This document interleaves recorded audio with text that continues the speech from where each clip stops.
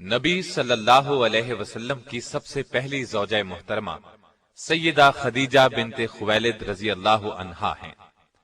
نبی صلی اللہ علیہ وسلم کے فرزند ابراہیم رضی اللہ عنہ کے سوا آپ کی ساری اولاد انہی سے ہوئی۔ آپ صلی اللہ علیہ وسلم پوری زندگی اس وفا شیار بیوی کو یاد کرتے رہے۔ سیدہ خدیجہ رضی اللہ عنہا کے والد کا نام خویلد اور والدہ کا نام فاطمہ تھا۔ سیدہ خدیجہ رضی اللہ عنہا کے والد اپنے قبیلے میں اونچی حیثیت کے آدمی تھے۔ ہر شخص انہیں عزت اور احترام کی نگاہ سے دیکھتا تھا۔ مکے میں رہائش اختیار کی، وہیں فاطمہ بنت زائدہ سے شادی کی۔ ان کے بطن سے اللہ تعالی نے وہ بیٹی عطا کی جو امت مسلمہ کی پہلی ام المؤمنین بنی۔ سیدہ خدیجہ رضی اللہ عنہا عام الفیل سے 15 سال پہلے پیدا ہوئیں۔ اس طرح آپ نبی صلی اللہ علیہ وسلم سے قریباً 15 سال پہلے اس دنیا میں تشریف لائیں۔ رسول اللہ صلی اللہ علیہ وسلم سے پہلے آپ رضی اللہ عنہا کے 2 نکاح ہوئے۔ پہلے خاوند کا نام عتیق بن عابد مخزومی تھا۔ ان سے آپ کے ہاں ایک بچی ہند پیدا ہوئی۔ دوسرا نکاح ابو حالہ ہند بن نباش سے ہوا۔ ان سے آپ کے ہاں 2 بچے ہند اور حالہ پیدا ہوئے۔ بعض مورخین نے لکھا ہے کہ پہلا نکاح ابو حالہ سے ہوا تھا۔ عام الفیل سے 20 سال بعد فجار کی جنگ چھڑ گئی۔ اس میں خدیجہ رضی اللہ عنہا کے والد اور شوہر لڑائی کے لیے نکلے اور مارے گئے۔ آپ رضی اللہ عنہا کے خاندان کا پیشہ تجارت تھا۔ باپ اور شوہر کی موت کی وجہ سے تجارت کا بوجھ آپ پر آ پڑا، لیکن عرب معاشرے میں عورت کے لیے تجارت کا پیشہ بہت مشکل کام تھا۔ چنانچہ سیدہ خدیجہ اپنے رشتہ داروں کے ذریعے سے یہ کام لیتی تھیں۔ انہیں مال تجارت دے کر دوسرے ملکوں کی طرف روانہ کرتی۔ رشتہ داروں کو اس کام کا باقاعدہ معاوضہ دیا جاتا۔ اس زمانے میں رسول اللہ صلی اللہ علیہ وسلم بکریاں چرایا کرتے تھے۔ آپ لوگوں میں صادق اور امین مشہور ہو چکے تھے۔ آپ کی دیانتداری کی شہرت مکے میں چاروں طرف پھیل چکی تھی۔ یہ شہرت سیدہ خدیجہ رضی اللہ عنہا کو بھی پہنچی تو انہوں نے پیغام بھیجا کہ آپ میرا سامان تجارت لے کر جائیں۔ جو معاوضہ میں دوسروں کو دیتی ہوں اس سے 2 گنا دوں گی۔ رسول اللہ صلی اللہ علیہ وسلم نے پیشکش کو قبول فرما لیا۔ آپ کا یہ سفر تجارت انتہائی کامیاب رہا۔ چنانچہ تجارت کے اس سفر کے 2 ماہ 25 دن بعد خود سیدہ خدیجہ رضی اللہ عنہا نے نکاح کا پیغام بھجوایا۔ نبی صلی اللہ علیہ وسلم نے اپنے چچا کے مشورے سے اس پیغام کو قبول کر لیا۔ سیدہ خدیجہ رضی اللہ عنہا نہایت سمجھدار اور شریف خاتون تھیں۔ اللہ تعالی نے مال و دولت سے بھی نوازا تھا۔ اپنے قبیلے میں باعزت تھیں، اس لیے ہر شخص ان سے نکاح کا خواہش مند تھا۔ لیکن قدرت نے انہیں اپنے نبی صلی اللہ علیہ وسلم کے لیے منتخب کر لیا تھا۔ اس طرح نکاح کی تاریخ طے ہو گئی۔ مقررہ تاریخ کو آپ اپنے چچا ابو طالب، سیدنا حمزہ اور خاندان کے دوسرے لوگوں کے ساتھ سیدہ خدیجہ کے گھر تشریف لائے۔ ابو طالب نے نکاح کا خطبہ پڑھا۔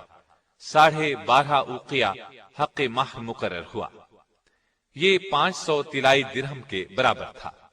اس طرح سیدہ خدیجہ رضی اللہ عنہا کو پہلی ام المؤمنین بننے کا شرف حاصل ہوا۔ آپ رضی اللہ عنہا کا پہلا لقب طاہرہ تھا۔ اس طرح آپ خدیجہ طاہرہ کے نام سے مشہور ہوئیں۔ نکاح کے وقت رسول اللہ صلی اللہ علیہ وسلم کی عمر 25 سال تھی۔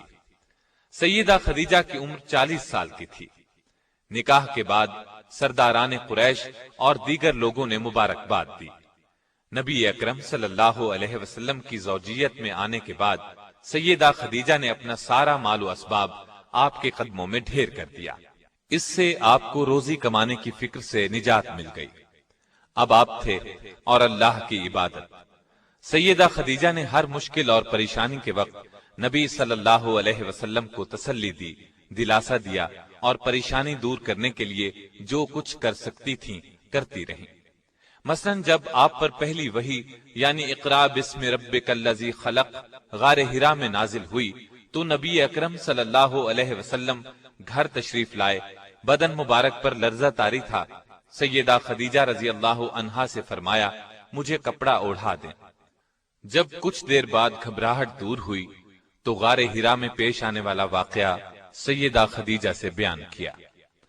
سیدہ خدیجہ نے آپ کو تسلی دی اور کہا قسم ہے اس ذات کی جس کے قبضے میں میری جان ہے، میں امید رکھتی ہوں کہ آپ اس امت کے نبی ہوں گے۔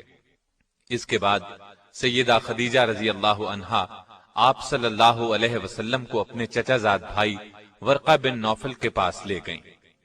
آپ نے پورا واقعہ سنایا۔ اس واقعے کو سن کر انہوں نے یقین کے لہجے میں کہا یہ وہی فرشتہ ہے جو موسیٰ علیہ السلام پر اترا تھا، کاش میں اس زمانے تک زندہ رہوں جب آپ کی قوم آپ کو وطن سے نکالے گی۔ اگر میں نے آپ کا وہ زمانہ پایا تو میں آپ کی ضرور مدد کروں گا۔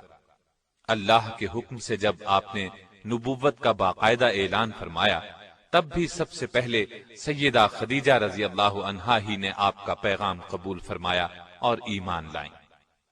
مردوں، عورتوں اور بچوں سبھی میں سب سے پہلے ایمان لائیں۔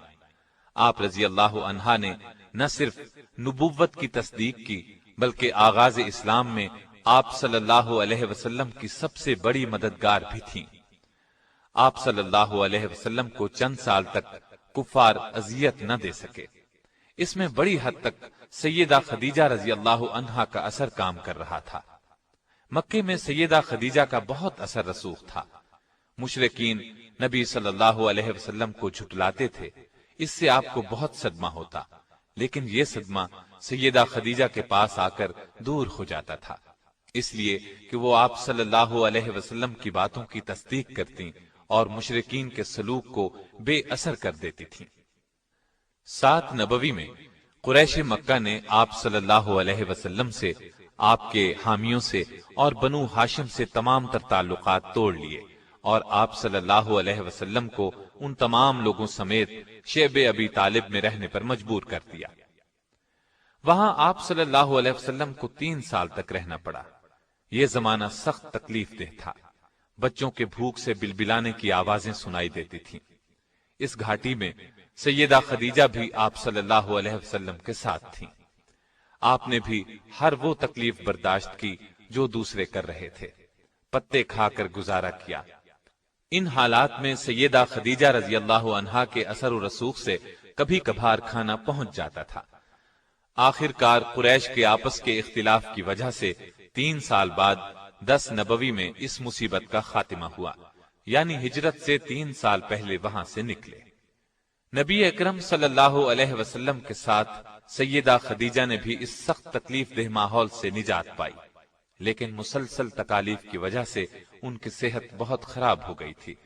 آخر کار رمضان 10 نبوی میں اس دار فانی سے دار آخرت کی طرف انتقال فرما گئیں۔ انا للہ و انا الیہ راجعون۔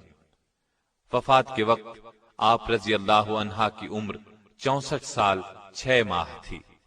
اس وقت تک شریعت میں نماز جنازہ کا حکم نہیں تھا، اس لیے آپ رضی اللہ عنہا کو اسی طرح دفن کر دیا گیا۔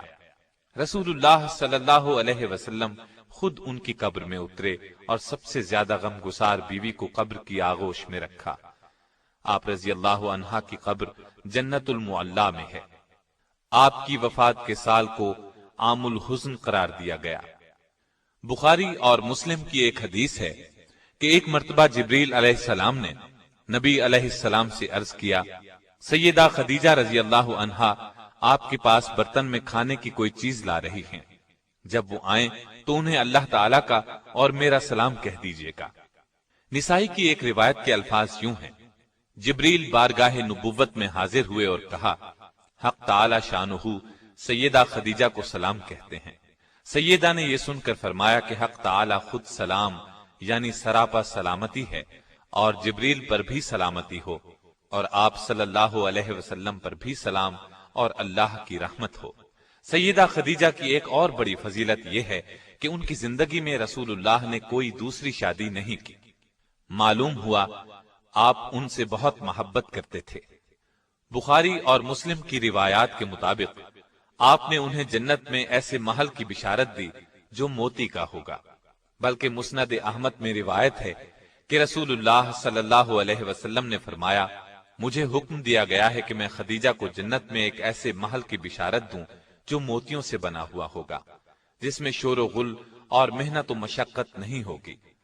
سیدہ خدیجہ کی وفات کے بعد آپ صلی اللہ علیہ وسلم اکثر انہیں یاد کرتے اور تعریف فرماتے تھے۔ نبی صلی اللہ علیہ وسلم سیدہ کی زندگی میں ان کی سہیلیوں سے اچھا سلوک فرماتے تھے اور انتقال کے بعد بھی ان سے اچھا سلوک کرتے رہے۔ جب کوئی چیز آتی تو آپ اس میں سے کچھ حصہ الگ کرتے اور فرماتے، یہ خدیجہ کی فلاں سہیلی کو دے آؤ۔